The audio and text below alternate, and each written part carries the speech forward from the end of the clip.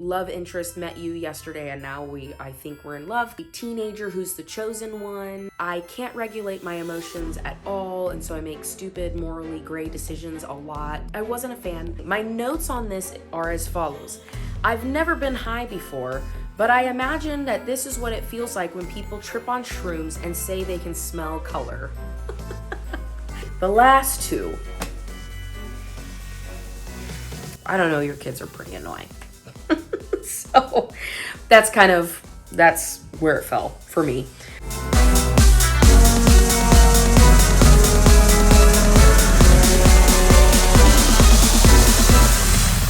Hello friends, welcome back to the channel. It is officially December, which is honestly blowing my mind, but here we are. And I knew that when December came, I wanted to participate in Vlogmas as a way to challenge myself as a storyteller, as well as just getting more comfortable being here on YouTube from beginning to end, from coming up with an idea all the way through to editing. Then I thought, what could I talk about consistently? Like, what can I always talk about? Now, there's a lot of different things, but books. Books are easy for me. I love chatting about books. And so that's where I came up with the idea of a very bookish Vlogmas. So Bookmas, or whatever Hallmark title that is flying out of my head right now. As you can tell, I am getting over being sick, so my voice is a little bit more raspy. I call it like my radio jazz voice. All the jazz I've been singing has sounded really, really good in the car. But I am super excited to be here. I hope that you will enjoy this as well. I am going to be going over my 2023 book reading challenge. Now, my goal was to read 50. I did hit that. I've surpassed that and I'm still reading, so that's really exciting.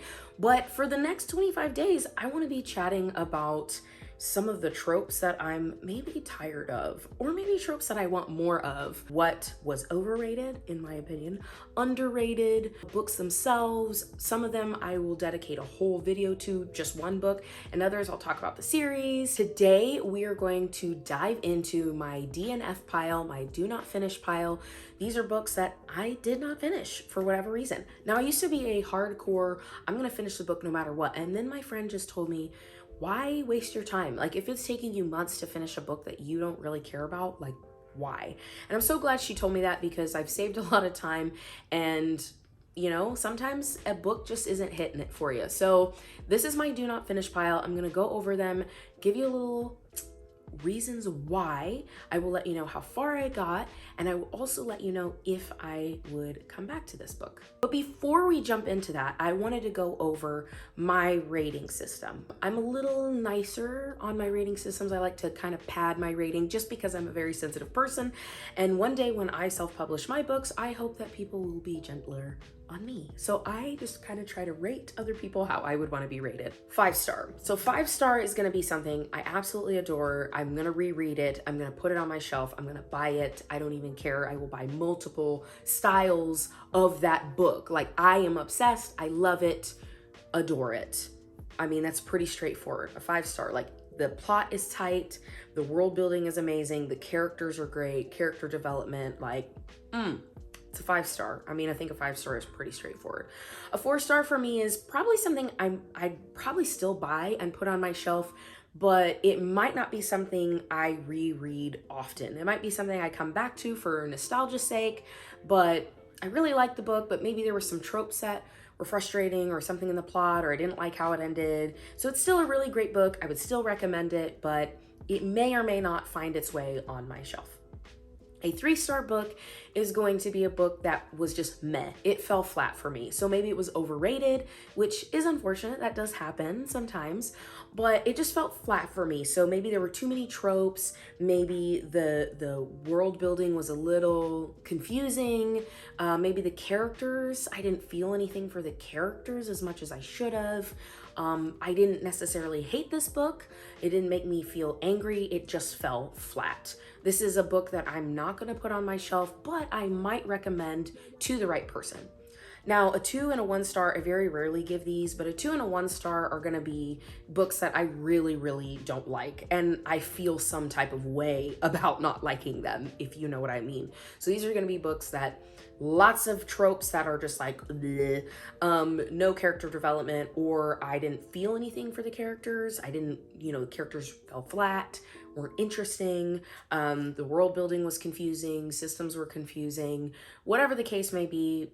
Those are books that I will definitely not purchase, definitely not come back to, probably won't recommend unless I know very specifically that that person would enjoy that kind of book. So the first 2 books on my do not finish pile are actually Stephen King books. And when I tell you that I was so disappointed that I did not immediately fall in love with Stephen King's writing style, I was disappointed.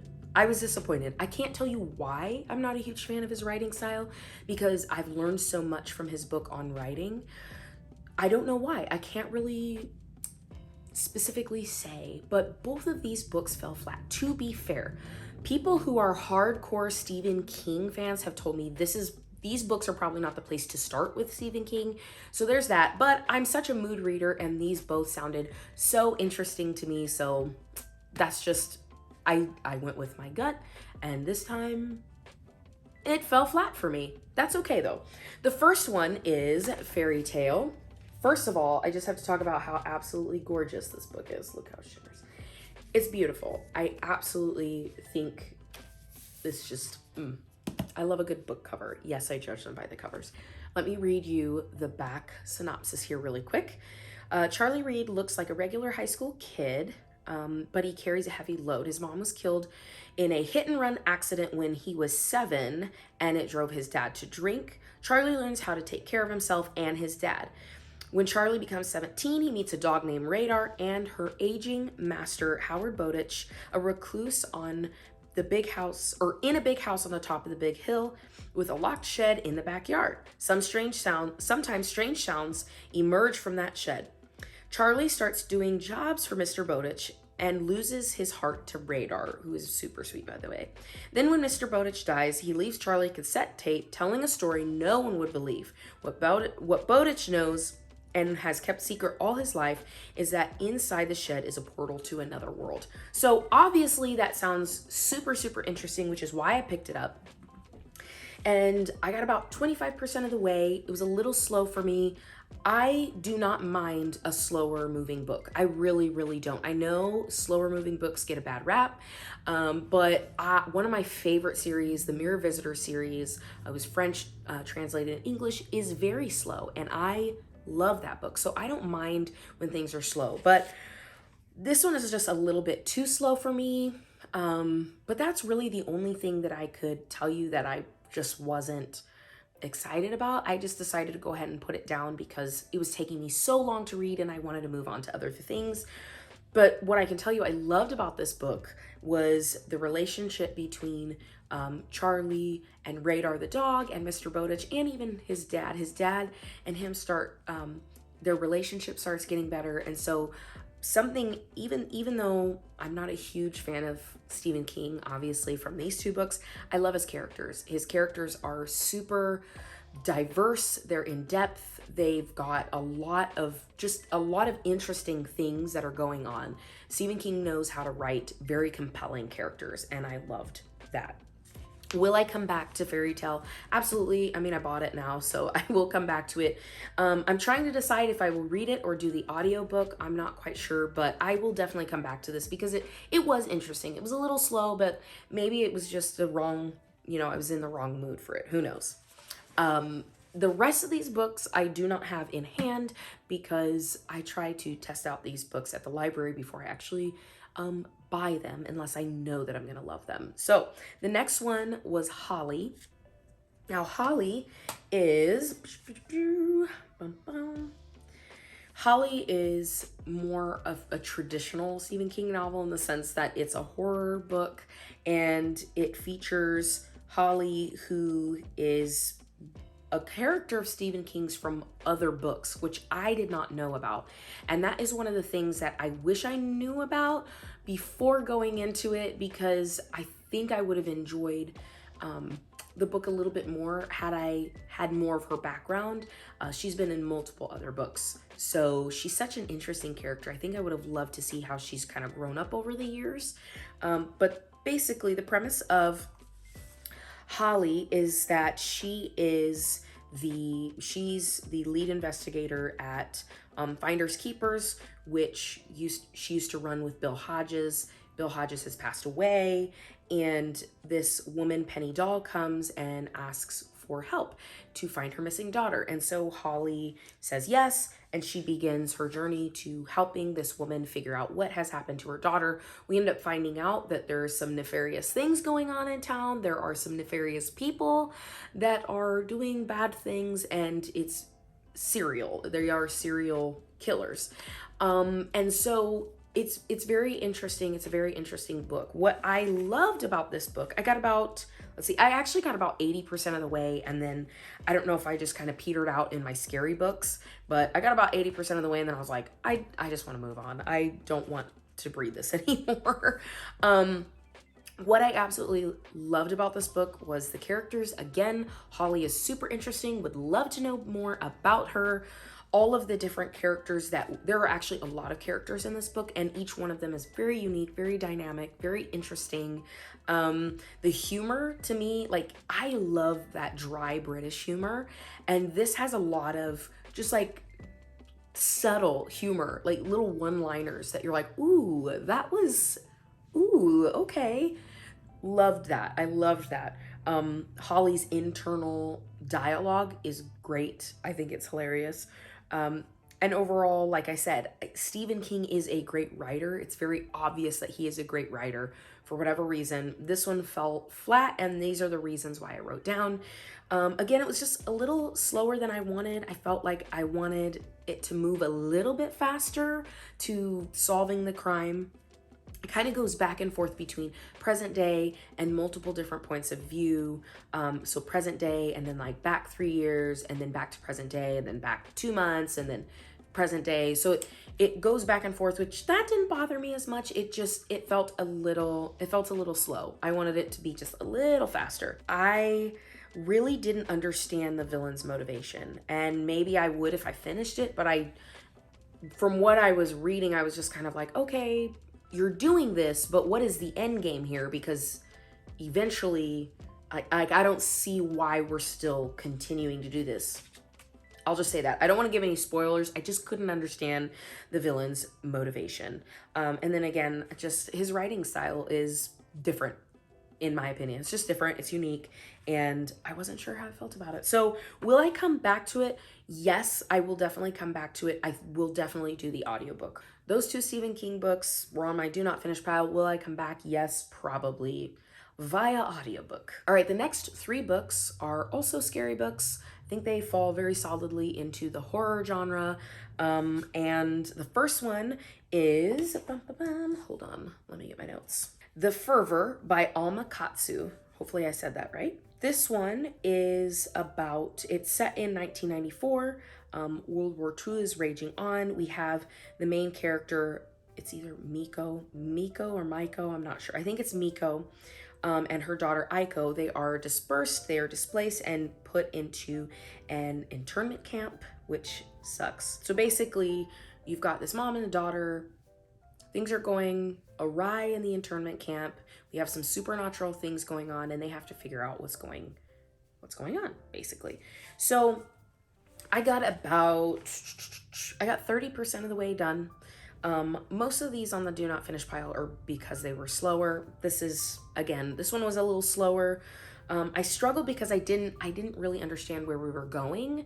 And perhaps, again, if I kept reading, maybe I would get a little bit more information. I just felt a little lost as to, I didn't feel scared. It took too long to get to anything that was like, ooh, that's kind of scary and weird. I didn't know where we were going, to be completely honest. I thought this one might be better as an audiobook for me.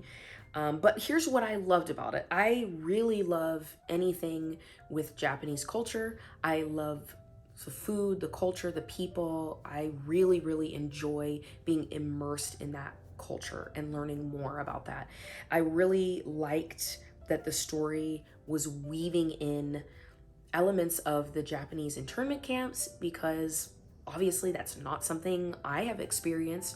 And there aren't a lot of books, I think, that you see from a perspective of somebody in the internment camp, specifically in their living life, and you're kind of getting this really ugly picture of the displacement of all of these people, that we took them out of their homes and put them in camps. Like, it wasn't a great time. It was not a great time. And I liked that this book was addressing that through fiction. I just think that it's really cool when you have books take real life events, put that into fiction, so that you can kind of wrestle with those concepts, those really hard truths about bad things that happened in history. So I like that a lot. And then it was a very interesting plot. Like, the idea of it was very interesting. So will I come back to this one? Maybe, maybe not. Again, this one might be an audiobook one, but that's how I felt about the Fervor. The next one was Piñata by Leopoldo Gout. I don't know if I said that right. I am sorry if I didn't. Carmen Sanchez is back in her home country of Mexico, overseeing the renovation of an ancient cathedral and a boutique hotel. Her teen daughters, Isel and Luna, are with her for the summer and left to fill their afternoons supervised in a foreign city. So the locals really don't like Carmen because they don't like outsiders, and so Carmen has a lot of like back and forth with the contractors. It's not a fun time. And obviously this cathedral has a dark past and they're renovating it. So obviously we are going to be potentially awakening something. There's an accident that almost hurts Luna, the youngest daughter, and so they leave. And when they get back to New York, Luna starts acting very, very strange. And so we're assuming that something has been awakened and has followed little Luna home. What I said about it, I got about 25% of the way through it. Again, it was a little slow for me. The kids were meh. All of the characters fell a little flat to me. I didn't feel like I could connect with any of the characters. So that is why I kind of stopped. I was like, I don't know, your kids are pretty annoying. So that's where it fell for me. What I did like about this book is the cover art is absolutely gorgeous. I love something set in Mexico. I'm originally from New Mexico and I lived on the border, so I went to Mexico quite often, not the resort sides of Mexico, but like Mexico. And I really enjoy a story set in Mexico within that culture. It's something that it's very warm to me, very comforting, because I understand a lot of what's being talked about and what's being referenced because I grew up in a very similar culture. So I always love a book set in Mexico, I'm not gonna lie. Now the next book on my do not finish pile was called Silver Nitrate. Now Silver Nitrate is by Silvia Moreno-Garcia. Now, she wrote Mexican Gothic. I loved that book, so I thought I would love this book. I will read you the synopsis because it's pretty wild. But Montserrat has always been overlooked. She's a talented sound editor, but she's left out of the boys club running the film industry in 90s Mexico City. And she's all but invisible to her best friend, Tristan, a charming, if faded soap opera star, though she's been in love with him since childhood. Then Tristan discovers his new neighbor is a cult horror director, Abel Urueta. Gosh, I'm blowing this. And the legendary auteur claims he can change their lives, even if his tale of a Nazi occultist imbuing magic into highly volatile silver nitrate stock sounds like sheer fantasy. The magic film was never finished, which is why Youth swears his career vanished overnight. He is cursed. Now the director wants Montserrat and Tristan to help him shoot the missing scene and lift the curse. But Montserrat soon notices a dark presence following her, and Tristan begins seeing a ghost of his ex-girlfriend. As they work together to unravel the mystery of the film and the obscure occultists who once roamed their city, Montserrat and Tristan may find that sorcerers and magic are not only the stuff of movies. So a very, very interesting concept. That's what pulled me in. Honestly, I only got about 4 pages in, and honestly, I think this was just because of my mood. I think my mood shifted and I decided I don't really feel like reading this, and I'm very much a mood reader. So will I come back to this? Probably. I think I will stick to the audiobook. I loved Mexican Gothic, but definitely did that as an audiobook last time and really, really enjoyed it. So I think I'm going to stick with the audiobook if I come back around to this one, which I'm pretty sure I will eventually. The next one on my list is actually a classic, and it is Slaughterhouse 5 by Kurt Vonnegut. Now, I don't even know how to explain this book, but basically it is an anti-war book, and it deals with our main character Billy Pilgrim, who is back from war, and he's having these flashbacks to war, but also like living his life and trying to just figure out how to live civilian life. But then he has these flashbacks to being abducted by Tramadorians, like aliens, and it's interesting. It's interesting. My notes on this are as follows. I've never been high before, but I imagine that this is what it feels like when people trip on shrooms and say they can smell color. But that's how I felt about this book. I made it about 90% of the way. I actually listened to it, and I made it about 90% of the way, and I couldn't do it anymore. It was so weird. I truly did not get it. I did not understand the metaphor. Now, I love a good metaphor, one that is like buried really, really deep in there. Don't mind those, but it was just a struggle for me. I was very confused as to what was going on.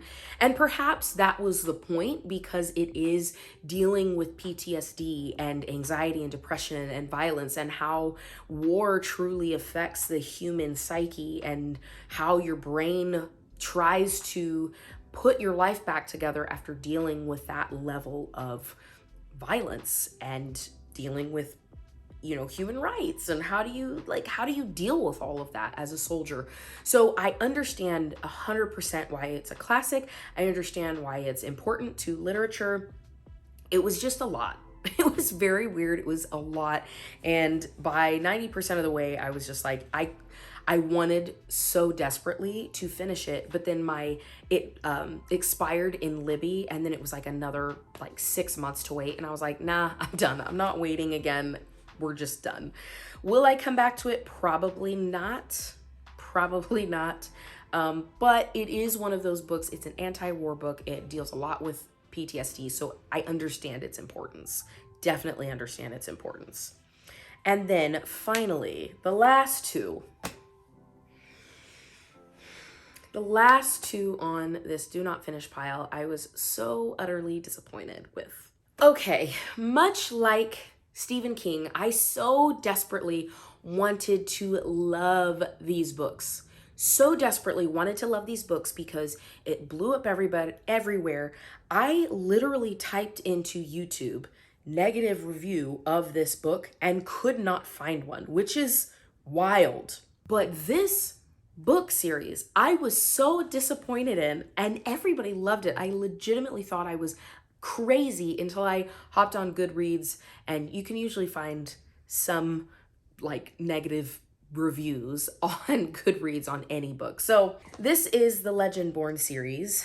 Some of my favorite book reviewers, like my bookstagrammers and booktubers and book talkers, some of my favorite ones adored this book. So I was like, obviously I'm gonna love it. The concept is absolutely amazing. So yeah. And I finished the first one. So technically I did finish Legendborn, but I think Bloodmarked was the second one. I did not finish that one. I made it about 80% of the way, and I was like, I can't, I'm done. I'm absolutely done. So after her mother dies in an accident, there's a lot of moms dying in accidents. 16-year-old Bree Matthews wants nothing to do with her family memories or childhood home. A residential program for bright high schoolers at UNC Chapel Hill seems like the perfect escape until Bree witnesses a magical attack her first night on campus, a flying demon feeding on human energies, a secret society of so-called Legendborn students that hunt the creatures down, and a mysterious teenage mage who calls himself a Merlin and who attempts and fails to wipe Bree's memory of everything she saw.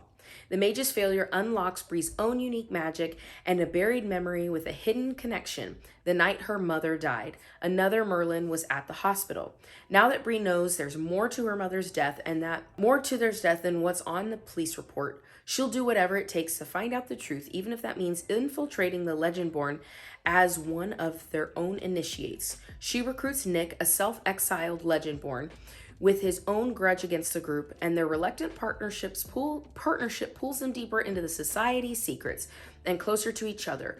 But when the Legendborn reveal themselves as the descendants of King Arthur's knights and explain that a magical war is coming, Bree has to decide how far she'll go for the truth and whether she'll use her magic to take the society down or join the fight. The concept is absolutely amazing. This one, let me start with what I like. I will start with what I like.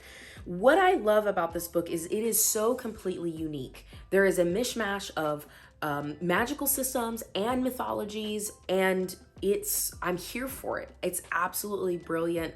I've never seen anything like it. It is so entirely unique. I love it. Basically, you've got root magic and you've got some stuff going on with like King Arthur's court. So I'll leave it at that.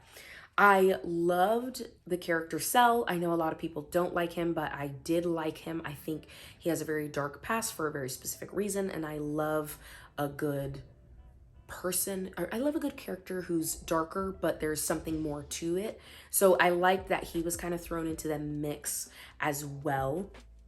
And then obviously I really liked the representation, being able to look at this cover and see somebody who looks like me. That's really awesome because you don't see a lot of us I think we're making more strides, but when I was growing up, I didn't have a lot of books like this where the main character is a young Black teenager. So I really enjoyed that. So with what I didn't like, I really didn't like how much Bree pushed everybody away. She pushes so many people away. And I understand that she's 16. I understand that she's dealing with grief, and everybody deals with the grief very differently.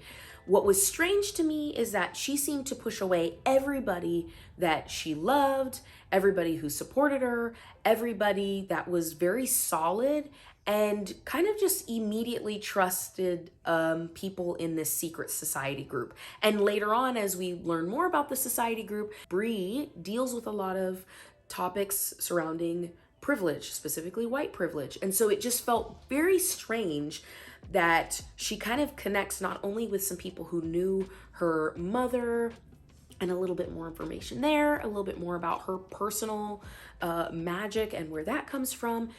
Not only did she like push all of those people away, but she turns around and she's constantly talking about the privilege and how she feels left out and treated poorly, but she seems to kind of jump in and trust them. And I get that there's another motive going on here. She's trying to learn more about her mom. It didn't sit well for the way she's very strong, and the way she's built up as a character is this really amazing human being, yes, with flaws, but like this really amazing teenager who, yes, is dealing with grief, but is very kind and thoughtful for other people. And she kind of just pushes everybody away. I didn't understand that. I really didn't understand that.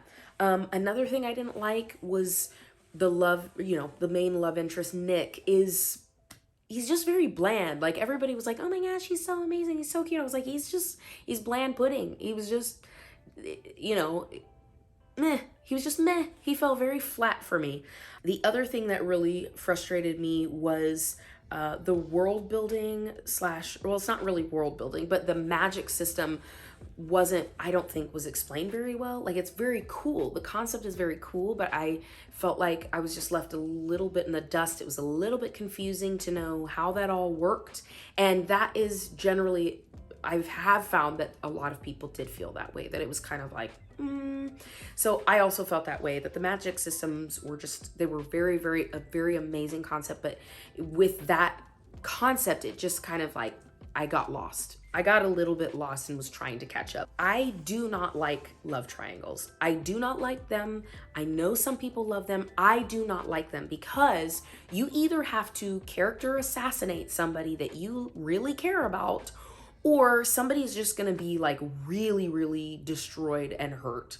And so for that reason, I do not like triangles. In the second book, we kind of continue the story. I don't want to give a lot of spoilers because there is a large cliffhanger in book one, but in book two, we get more of that tension of that kind of triangle that's going on. And it was weird. It was weird to me. I didn't like it. I don't know why it was there. Ugh. That's a personal thing of mine, not a love triangle fan. And then the other thing is there were so many tropes. There were a lot of tropes. I get that it's YA fantasy, so a lot of these tropes are just typical of YA fantasy. I like YA fantasy, and I am a sucker for a good trope. That's why we come back to these stories over and over and over again. But there were just a lot of YA tropes that were just a little too much for me. Love interest met you yesterday, and now I think we're in love. A teenager who's the chosen one. I can't regulate my emotions at all, and so I make stupid, morally gray decisions a lot, but that's not who I've been set up as a character. Just some things like that where I'm like, I wasn't a fan. I got to the second book and I literally at 80%, I don't even remember where we were, but it was a specific scene that I was like, all right, nope, I'm done. That annoys me to no end. I'm out. And I just read the rest of the synopsis.